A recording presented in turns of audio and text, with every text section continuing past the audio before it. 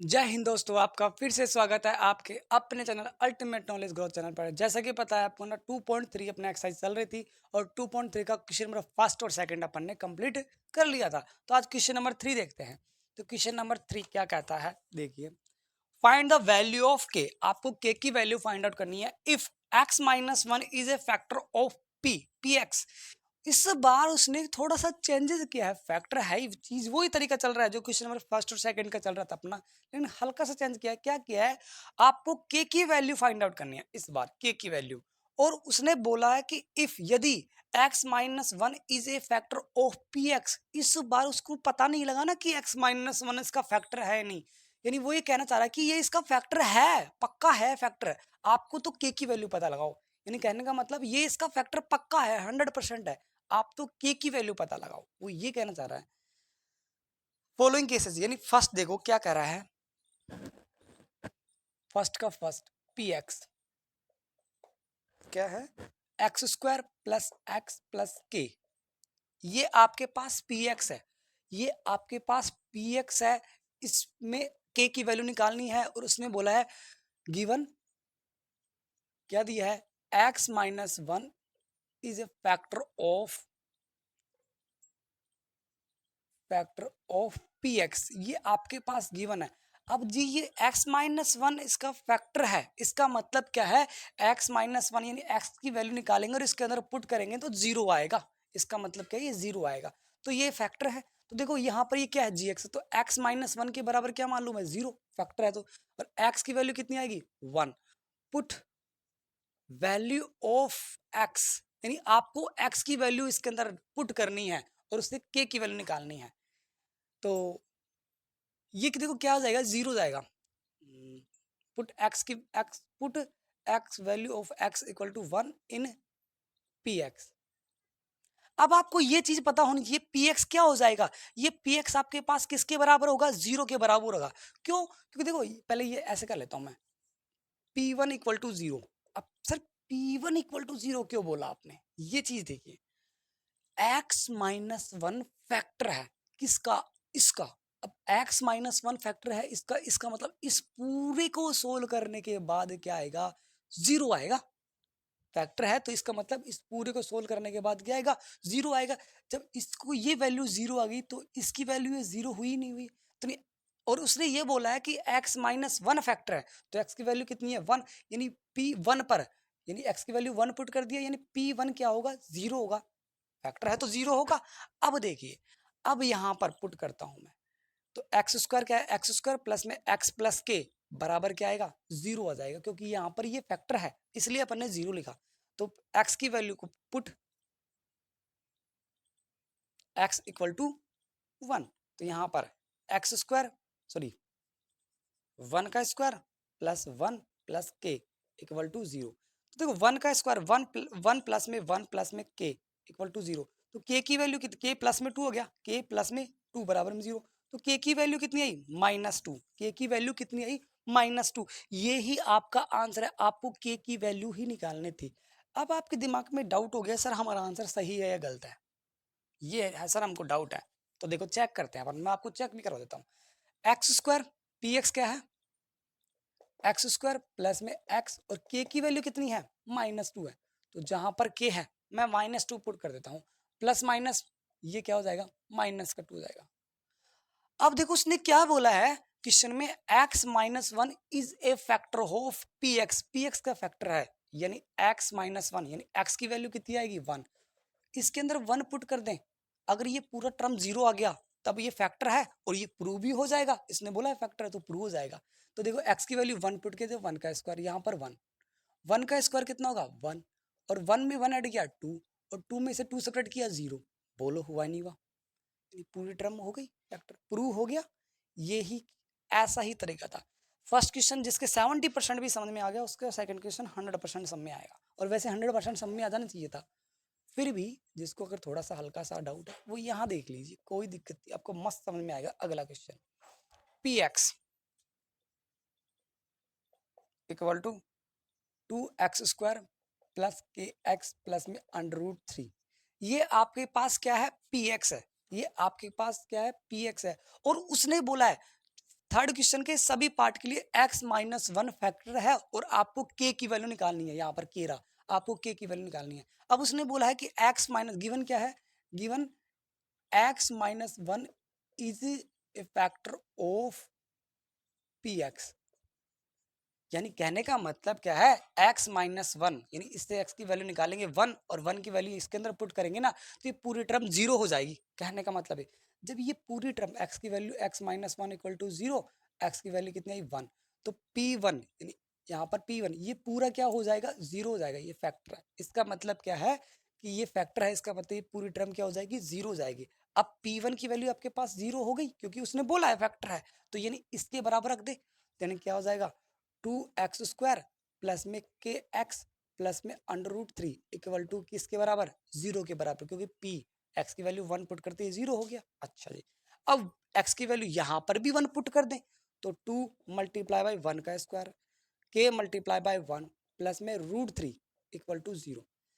तो 2 का सॉरी 1 का स्क्वायर 2 और 2 को सॉरी 1 का स्क्वायर 1 और 1 को 2 से मल्टीप्लाई करेंगे 2, k को 1 से मल्टीप्लाई किया k √3 इक्वल टू 0। अब देखो k की वैल्यू निकालनी है तो जहां पर यहाँ पर k है वो यहीं रखने देते हैं, बाकी टर्म को उधर भेज देते हैं। ये प्लस का 2 है, माइनस का 2 हो जाएगा, और ये प्लस का √3 है, माइनस का √3 हो जाएगा, और k की वैल्यू आपके पास आ गई। अब किसी के दिमाग में डाउट हो गया कि हमारा आंसर सही है या गलत है, किसी के दिमाग में ये हो गया कि सर हमारा आंसर सही है या गलत है। एक मिनट, मिस्टेक कर दी कहीं ना कहीं मैंने, सॉरी यहाँ पर √2 है, कोई दिक्कत नहीं। तो जहां पर √3 है वहां पर √2 ले लो ना, कोई दिक्कत नहीं। मिस्टेक कर दी थी मैंने, थोड़ी सी मिस्टेक क्वेश्चन लिखने में। तो जहां पर √3 था वहां पर 2 था। ओके, यानी अब किसी को डाउट हो गया कि सर हमारा आंसर सही है या गलत है, तो चेक करने के लिए k की वैल्यू को इसके अंदर पुट कर दो, ठीक है। और पुट करने के बाद वेरीफाई करता हूँ, आपको नोट कीजिए, पहले वेरीफाई करेंगे, अभी पहले इसको नोट कर लीजिए। वेरीफाई करके दिखाऊंगा मैं आपको कि क्वेश्चन अपना सही है।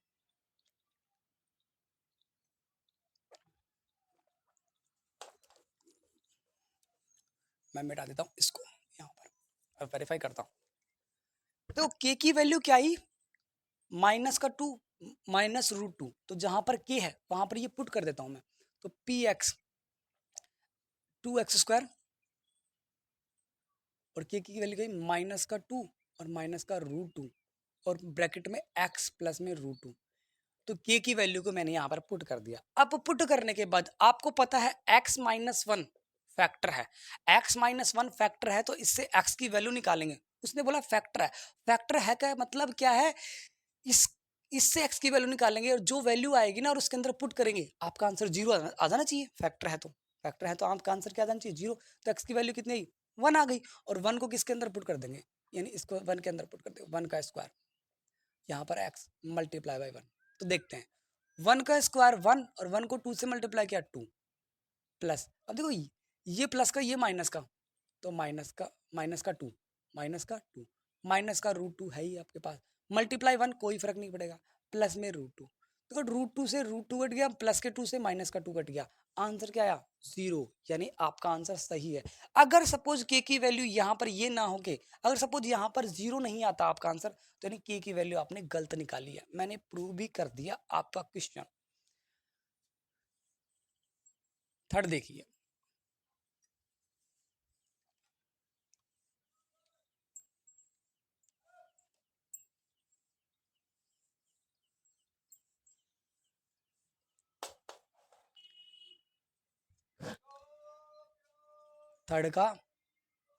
थर्ड ये क्या कहता है, px equal to kx² minus में √2x प्लस 1। एक मिनट क्वेश्चन देख लेता हूँ, फिर मिस्टेक हो जाए, कोई मतलब नहीं। हाँ, इसने ये दे रखा है, इससे x k की वैल्यू निकालनी है, k की वैल्यू निकालनी है, सीधी सी बात आपको दे रखा है x-1 क्या है, फैक्टर है। अब x-1 फैक्टर है, देन गिवन वही लैंग्वेज लिखेंगे, given x-1 is factor of px। तो x-1 फैक्टर है तो x की वैल्यू के बराबर x-1 के बराबर 0, तो x की वैल्यू कितनी आ गई 1। तो यानी 1 पुट करने पर, यानी इस 1 पुट करने, फैक्टर है तो इस 1 पुट करने पर ये पूरी टर्म 0 हो जाएगी। पूरी टर्म का मतलब p1 की वैल्यू, यहाँ पर p1 की वैल्यू क्या होगी 0 होगी। ये पूरी टर्म p1 ही तो है, ये पूरी टर्म p1 ही है, तो p1 की वैल्यू 0। तो यानी किसके बराबर 0 रखेंगे अब, कि एक्स स्क्वायर माइनस में रूट टू एक्स प्लस में 1 इक्वल टू 0। अब की x की वैल्यू यहाँ पर पुट कर दो, तो k 1 का square minus root two multiply by 1 plus में 1 इक्वल टू 0। यानी ये कितना है k और ये कितना है रूट टू प्लस 1। k की वैल्यू निकालनी है तो आपको क्या करना है, जो k के अलावा बाकी टर्म है उनको उधर भेज देंगे, तो प्लस का ट्रांसपोजिंग करेंगे, ट्रांसपोजिंग करेंगे तो जो प्लस का है माइनस का है प्लस का आपका हो जाएगा। तो k की वैल्यू, ये माइनस का 2 है, माइनस का रूट 2 है, तो माइनस प्लस का रूट 2, ये माइनस प्लस का 1 है, ये माइनस का 1, यही आपका क्या है अंडर रूट 2 माइनस 1 आपका आंसर है। वेरीफाई करना है आपको, क्या करना है वेरीफाई करना है कि हमारा आंसर सही है गलत है। तो जहां पर k है ये पुट कर दो, जहां पर k है ये पुट कर दो और चेक कर लो। तो देखो कर देते हैं, हमें under root 2 minus 1, under root 2 minus 1 का k की वैल्यू एक्स स्क्वायर और रूट 2 एक्स प्लस 1, आपके पास पी एक्स यही निकलेगा। k की वैल्यू मैंने पुट कर दी। अब क्या करना है आपको, x की वैल्यू 1 है, उसने बोला x माइनस 1 फैक्टर है, x माइनस 1 फैक्टर है तो उससे x की वैल्यू निकालने के बाद इसके अंदर पुट करेंगे 0 आएगा। क्लियर, उसने बोला कि फैक्टर है 100% है, और 100% है तो 0 आ गया, 0 आएगा। तो चेक करते हैं 0, अगर 0 आ गया तब तो आपकी k की वैल्यू सही है, नहीं तो गलत है। तो देखो जहां पर x है वहां पर क्या पुट करूंगा 1, तो यहाँ पर मैंने 1 का स्क्वायर किया, यहाँ पर मैंने मल्टीप्लाई बाई, देखो 1 का स्क्वायर 1 और 1 को इससे पूरे से मल्टीप्लाई करेंगे 1 रहे, कोई फर्क नहीं पड़ेगा, तो ये ब्रैकेट हट जाएगा। इसको इससे मल्टीप्लाई किया, ये रूट 2 आया। देखो ये माइनस का 1 ये प्लस का 1 कट गया, ये माइनस का 2 ये प्लस का 2 कट गया, आंसर क्या है 0। वेरीफाई आपका हो गया। साथ में वेरीफाई भी करते हुए अपन चल रहे हैं। इसी का फोर्थ पार्ट देखिए, थर्ड का फोर्थ पार्ट,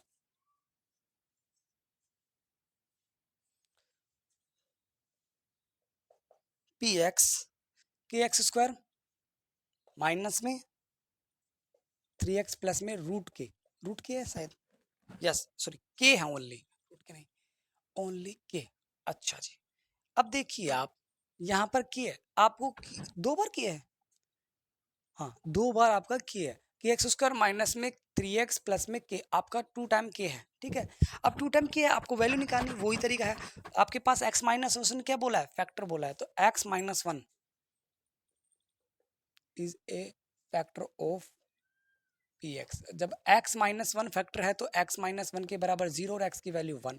अब x की वैल्यू 1 है तो यहाँ पर x की वैल्यू p1 भी आपका 0, क्योंकि x माइनस 1 इस पूरे टर्म का फैक्टर है, तो इस पूरे टर्म को सोल्व करेंगे तो 0 होगा, तो 0 होगा तो p1 की वैल्यू कितनी होगी 0 होगी, और फिर इसके बराबर भी क्या रखेंगे 0, के एक्स स्क्वायर माइनस में 3x plus K equal to 0। अब x की वैल्यू पुट करेंगे तो k मल्टीप्लाई बाय 1 का स्क्वायर माइनस में 3 मल्टीप्लाई बाय 1 प्लस में k इक्वल टू 0। तो k का स्क्वायर 1, सॉरी 1 का स्क्वायर 1, और 1 को k से मल्टीप्लाई किया k, माइनस में 3 को 1 से 3 प्लस में k इक्वल टू 0। अब आपको पता है k plus k 2k minus 3 equal to 0, और माइनस का 3 उधर ट्रांसपोजिंग करेंगे तो 2k इक्वल टू 3, और k की वैल्यू अंत में क्या आएगी लास्ट में 3 अपॉन में 2। आपके पास k की वैल्यू आ गई 3 अपॉन में 2। चेक करना है, आप यहाँ पर k की वैल्यू पुट करो 3 अपॉन में 2 और वेरीफाई कर लेना, आपका आंसर सही आएगा। ये क्वेश्चन मैं आपको खुद वेरीफाई के लिए दे रहा हूँ। क्वेश्चन नंबर 3 अपना कंप्लीट होता है, नोट कीजिए।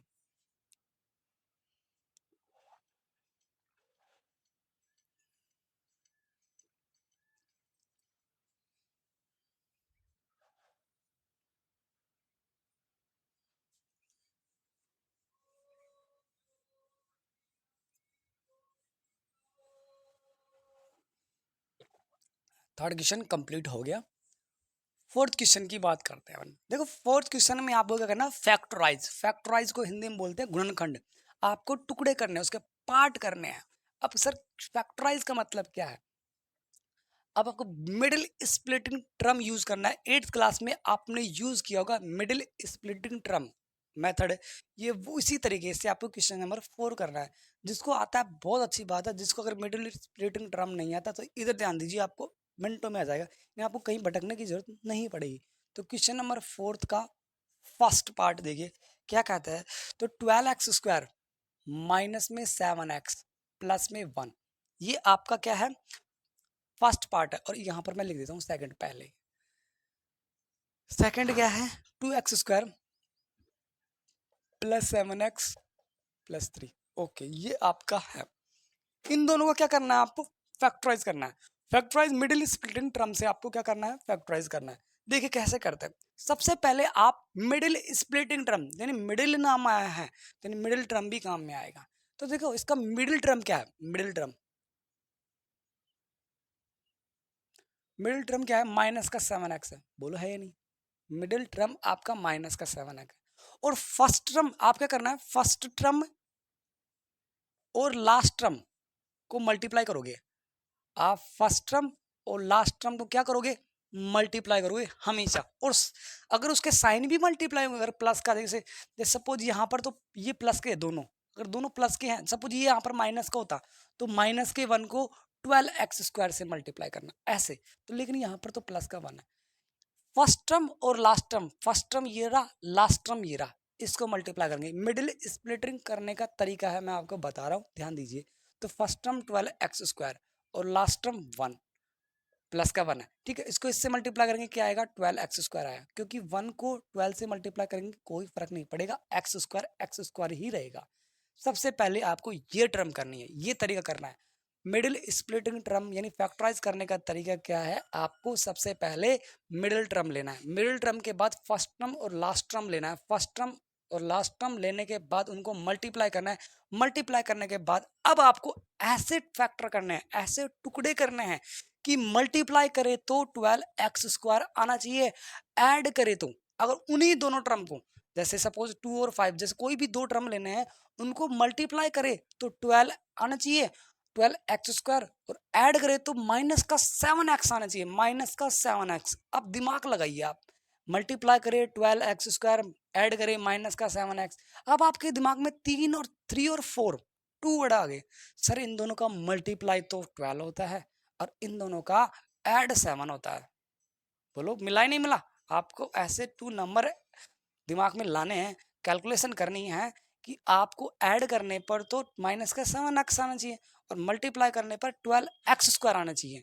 अब दिमाग में आप क्लिक करोगे तो आपके दिमाग में 2 नंबर ऐसे छपे। अब आपको सर 6 और 2 भी तो हो सकते हैं, हो सकते हैं, क्यों नहीं हो सकते। मल्टीप्लाई करेंगे 12 आएगा, लेकिन इनको ऐड करें, इनको ऐड करें तो 8 आएगा। बोलो आया नहीं है। ऐड या सपरेट करें, देखो ऐड या सपरेट करें तो आपका 8 आएगा, या फिर ऐड किया तो 8 आया और सपरेट किया, सपोज इन दोनों को सपरेट किया तो कितना आया, 4 आया। लेकिन इन दोनों को अगर ऐड किया तो 7 आया और इन दोनों को सपरेट किया तो 1 आया, 1 या -1। लेकिन आपका 7 कुछ तो आ रहा है, बाकी चीज नहीं आ रही। यानी आपके पास पहला नंबर क्या आया, 3 और 4, 3 और 4 आ गया। देखो x लाना है, x² मल्टीप्लाई करने पर x²। अब x² इसके पास भी मैं x लगा दूं, इसके पास भी मैं x लगा दूं, तो बोलो 3 को 4 से मल्टीप्लाई किया 12 और x को x से मल्टीप्लाई किया 12x²। बोलो आया नहीं आया, सर आ गया। इन दोनों को ऐड करें तो, इन दोनों को ऐड करें तो 3x plus 4x 7x, sir 7x भी आ गया। लेकिन यहां पर माइनस में है, यहां पर प्लस में है। क्या किया जाए कि माइनस का 7x आए, तो क्या करें, अगर मैं इसको भी माइनस का ले लूं, इसको भी माइनस का ले लूं, माइनस के 3x में माइनस का 4x ऐड करते हैं ना, तो माइनस का 7x आता है। सर ये तो आ गया, लेकिन यहां पर प्लस का चाहिए। तो देखो मल्टीप्लाई करना, दिल छोटा क्यों करते हो। माइनस को माइनस से मल्टीप्लाई करते हैं तो आपका आता है प्लस हमेशा। 3 को 4 से मल्टीप्लाई करते हैं तो आपका आता है 12 और x को x से मल्टीप्लाई करते हैं तो आपका आता है। यस, आपका आंसर मिल गया, आपको टुकड़े आपके मिल गए, आपके पार्ट्स आपको मिल गए। अब कोई कहेगा कैसे करें, यानी आपको फैक्टराइज करना है। तो 12x² माइनस का 3x और माइनस का 4x, 7x को मैं माइनस का 3x और माइनस का 4x लिख सकता हूँ। माइनस के 3x और माइनस के 4x को ऐड करूंगा तो वापस माइनस का 7x आ जाएगा। अब किसी के दिमाग में आ गया सर माइनस का 4x मैं पहले लिखूंगा और माइनस का 3x मैं बाद में लिखूंगा, कोई फर्क पड़ेगा, कोई फर्क नहीं पड़ेगा, आपकी मर्जी हो कैसे भी लिखना, लेकिन जो माइनस का उसको माइनस का ही लिखना, जो प्लस का उसको प्लस का ही लिखना।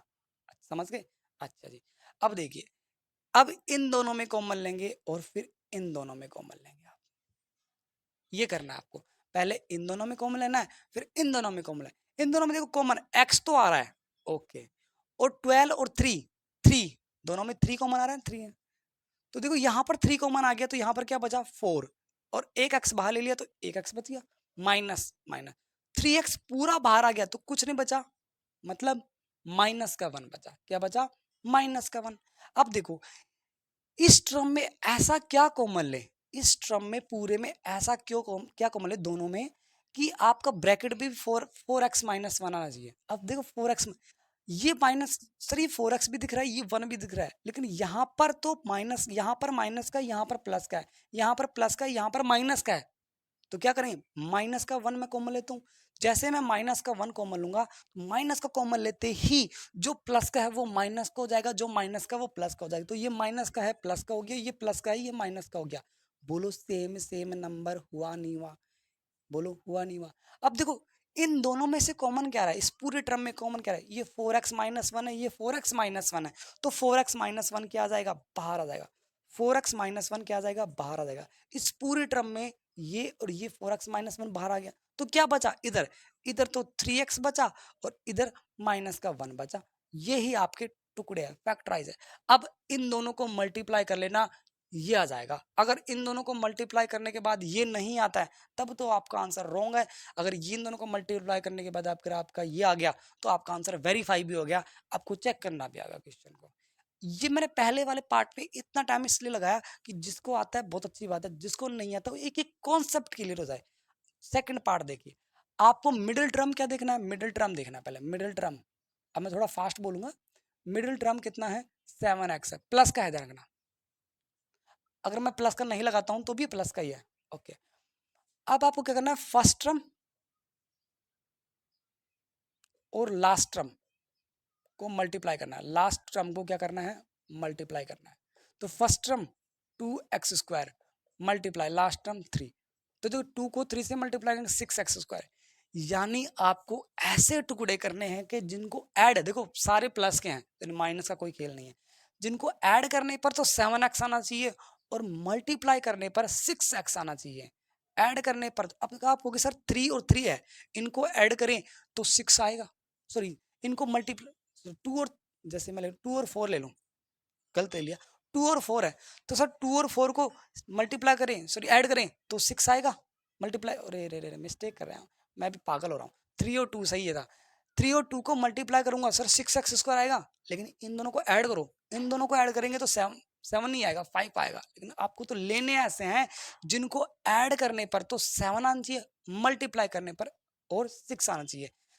आपके पास सिर्फ और सिर्फ एक ही कंडीशन है, 6 और 1, इन दोनों को, इनके अलावा कोई कंडीशन नहीं है। इन दोनों को ऐड करते हैं ना 7 आता है, और इन दोनों को मल्टीप्लाई करते हैं ना 6 आता है, तो मैं x यहाँ पर भी लगा दूं और x यहाँ पर भी लगा दूं। अब आपके दिमाग में सर 1x का मतलब x ही होता है, यानी 6x और x को मैं ऐड करूं तो 7x 1 ही हुआ, और इन दोनों को मैं मल्टीप्लाई करूं तो देखो 6 तो आएगा, x को x से मल्टीप्लाई किया 6x², आया नहीं आया, यानी आपके पास टुकड़े आ गए, क्या आ गए, पार्ट्स आ गए, यानी 2x², 7x के टुकड़े क्या होंगे, पार्ट्स क्या होंगे, 6x प्लस में x प्लस में 3। अब किसी के दिमाग में आगे सर मैं x को पहले लिखूं और 6x को बाद में लिखूं, कोई फर्क नहीं पड़ेगा, आपका आंसर वही रहेगा, ठीक है। अब इन दोनों में कॉमन लेंगे और फिर इन दोनों में लेंगे, इन दोनों में 2 इसमें भी है और इसमें भी है, 6 के पास 2 है तो 2 कॉमन आ गया, x इसमें भी है इसमें भी है और x भी आ गया, देखो यहाँ 2 बाहर आ गया और एक x बाहर आ गया, तो क्या बचा यहाँ पर, सिर्फ और सिर्फ x प्लस, यहाँ पर ये x बाहर आ गया, 6 में से 2 बाहर आ गया, तो 6 में से 2 बाहर आ गया, क्या बचा, 3 बचा आपके पास। अब आपको इस टर्म में भी ऐसा कॉमन लेना है कि x प्लस 3 आए, सर x प्लस 3 तो ऑलरेडी है, तो क्या कॉमन लें, कुछ कॉमन लेना नहीं लेना, अब कुछ भी कॉमन नहीं लेना का इसका मतलब ये नहीं कि 0 ले लो, आपको 1 लेना है, 1 कुछ भी कॉमन है, 1 1 कॉमन है, x प्लस 3, बोलो आया नहीं आया। अब इस पूरे टर्म में x प्लस 3 दोनों टर्म में है, तो x प्लस 3 आपने क्या निकाल लिया, बाहर निकाल लिया, यहाँ पर क्या बचा 2x और यहाँ पर क्या बचा प्लस का 1, यही आपका क्या है, आंसर है नोट कर लीजिए और आप वेरीफाई भी कर सकते हो इन दोनों को मल्टीप्लाई करके। नोट करो।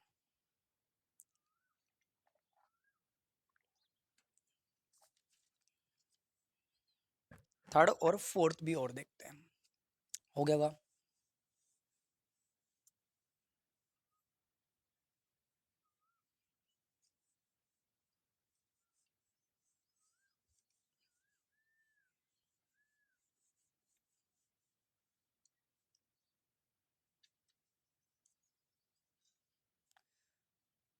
थर्ड और फोर्थ।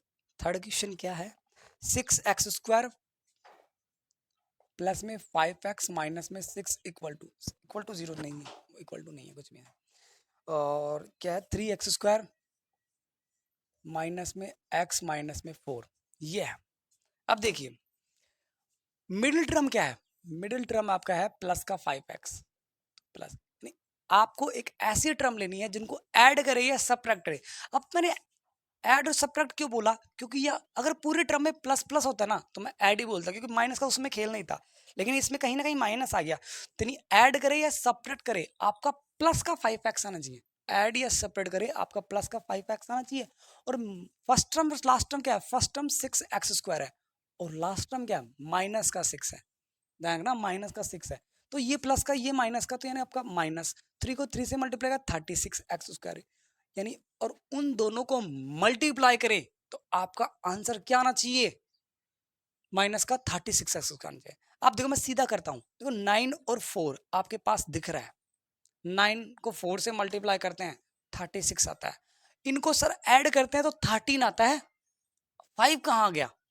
लेकिन अगर मैं इसको माइनस का ले लूं, 9 में से मैं 4 सेपरेट करता हूँ, 9 में से मैं 4 सेपरेट करता हूँ तो 5 आ रहा है नहीं आ रहा? मैंने बोला कि ऐड करें या सब्ट्रैक्ट करें, ऐड भी कर सकते हैं दोनों नंबर को, सेपरेट भी करते हैं, आपका आंसर वेरीफाई होना चाहिए।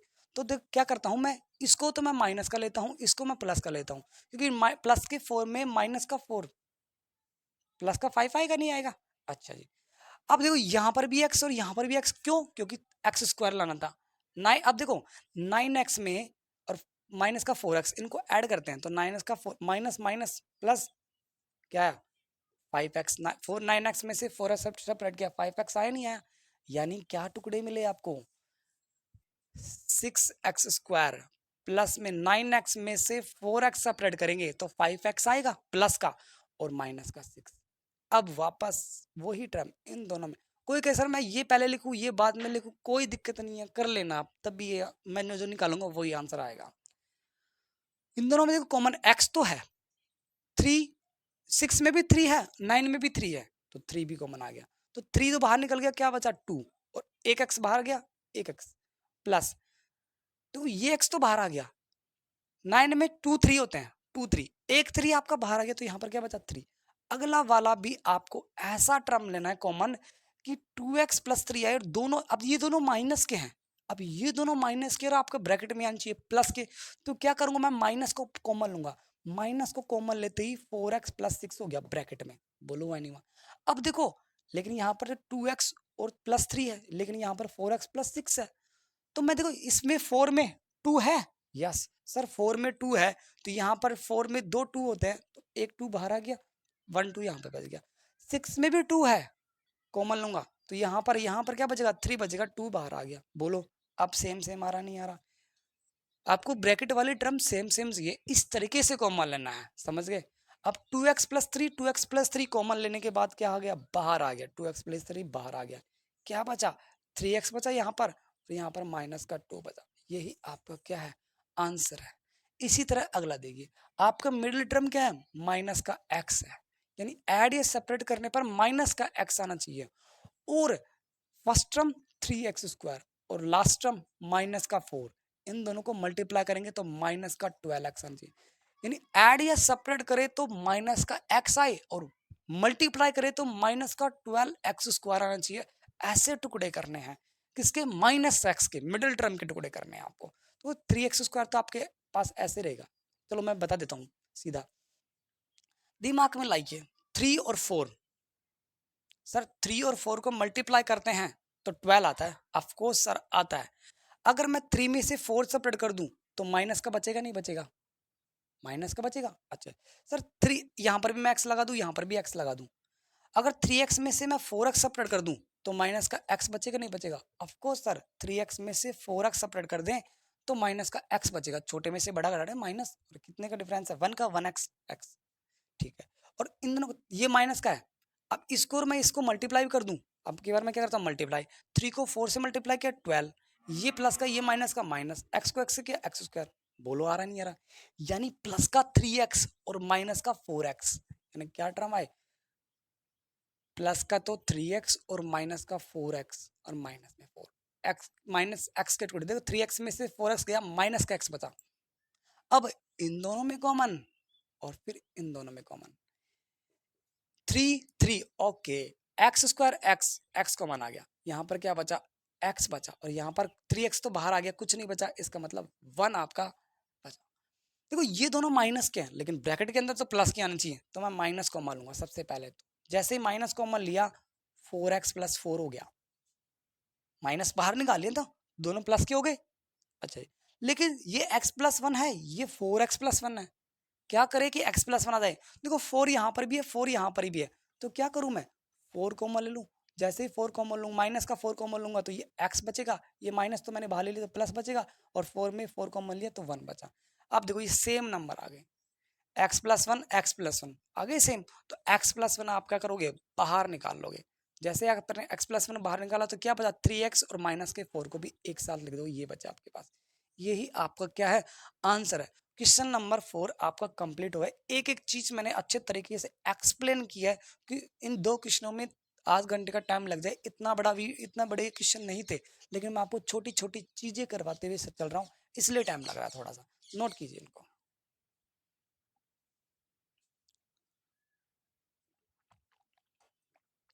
आज के लिए इतना ही करते हैं, कल फिर मिलेंगे, तब तक के लिए जय हिंद।